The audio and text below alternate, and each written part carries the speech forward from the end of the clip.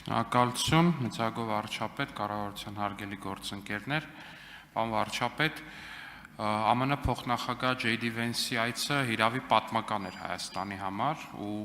այն ամբողջ շրջանակը, որը ներկայացվեց ձեր եւ պարոն Vance-ի համատեղ մամուլի հայտարարություններով, արդեն իսկ բավական տպավորիչ էր եւ ես կարող եմ ասել, որ սա աննախադեպ մի բան է Հայաստանի համար, բայց ես կարծում եմ, որ մենք լրացուցիչ նաև լավ կլիներ, որ նաև մենք տեղեկություններ ստանայինք, նաև Հայաստանի քաղաքացիները տեղեկություններ ստանային հետագա ճանապարհային քարտեզի մասին ամերիկյան կողմի հետ մեր ռազմավարական գործընկերության խորացման որպես այդպիսին կամ ժամկետների մասով թրիփի ու ես կարծում եմ լրացուցիչ այս տեղեկությունը մեր քաղաքացիներին շատ է հետաքրքրում, որովհետև անդադ քաղաքացիներից ենք հարցեր ստանում Դուք միջև ասեմ խանութում մարդիկ հանդիպում են, ասում են հիմա երբ ենք սկսում վերջապես ու այսպես շարունակ, այսինքն այս հարցը մարդկանց ամենահետաքրքրող հարցն է այս պայդրությամբ Հայաստանում ու դա անկասկած է։ Հարցին կպատասխանի վարչապետ Նիկոլ Փաշինյանը։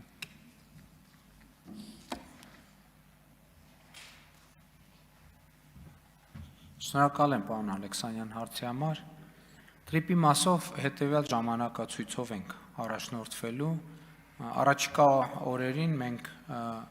Միացյալ Նահանգների գործընկերներին կփոխանցենք տրիպի հետ կապված համաձայնագրի նախագծի հետ կապված մեր դիտարկումները, ընդ որում նախագիծը համաձայնագրի նախագիծը հիմնված է լինելու երկու երկրների կառավարությունների հաստատած իրագործման շրջանակի վրա, որն իր հերթին հիմնված է օգոստոսի 8-ի հռչակագրի վրա։ Հաջորդիվ արդեն բարձր տեխնոլոգիական արդյունաբերության նախարարը ասաց, որ ընթանում է ամբողջ ծավալով Firebird ընկերության նախագիծը Հրազդանում արհեստական բանականության կենտրոնի ստեղծումը եւ տեղյակ եք, որ Միացյալ Նահանգների փոխնախագահներ հայտարարեց եւ նաև ընկերության ներկայացուցիչները երբ այս շրջանակներում մեզ ներկայացնում էին, այդտեղ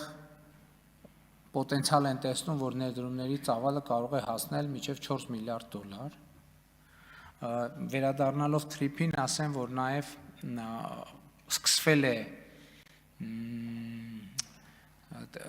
նախագծի տեխնիկատնտեսական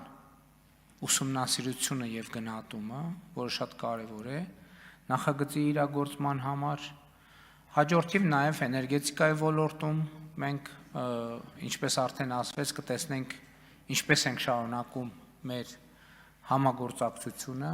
միջուկային էներգետիկայի ոլորտում,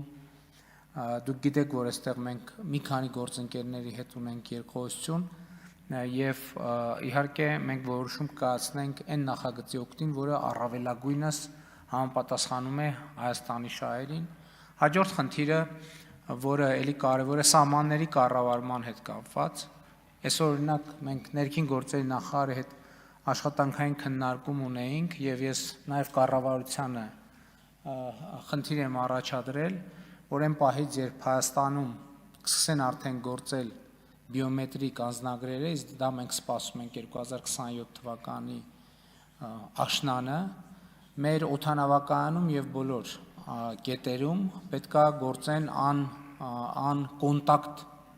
անցման ուղիները, այսինքն բիոմետրիկ քաղաքացի ունեցող կենսաչափական անձնագիր ունեցող քաղաքացիները պետքա գնան ուղղակի իրենց կենսաչափական տվյալները Այսինքն առանց կոնտակտի պետքա գնան օդանավ մտնեն դուրս գան կամ սահմանը հատեն։ Հիմա որ արձագանքեք, կասեմ ինչա պետք դրա համար։ Արձագանք։ Ինչա պետք դրա համար, պարոն վարչապետ։ Պետքա կդերեք ու մի բան էլ ու այս ձեր հարցի պատասխանն է նաև պատճառը, որ մեր գանձերը այսօր էլ այստեղ չեն։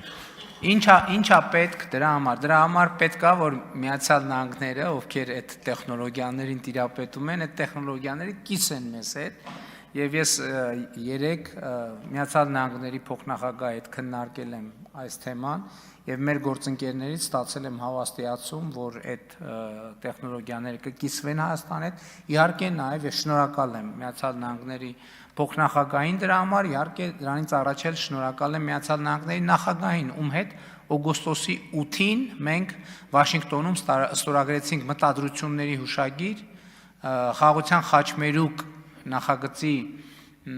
կարողությունների զարգացման մասին, որտեղ սահմանների կառավարման աջակցությունը կառավարման հարցում ընդգծված էր եւ խոսքը այդ տեխնիկական միջոցների տրամադրման մասին է, դրանք պարզավոր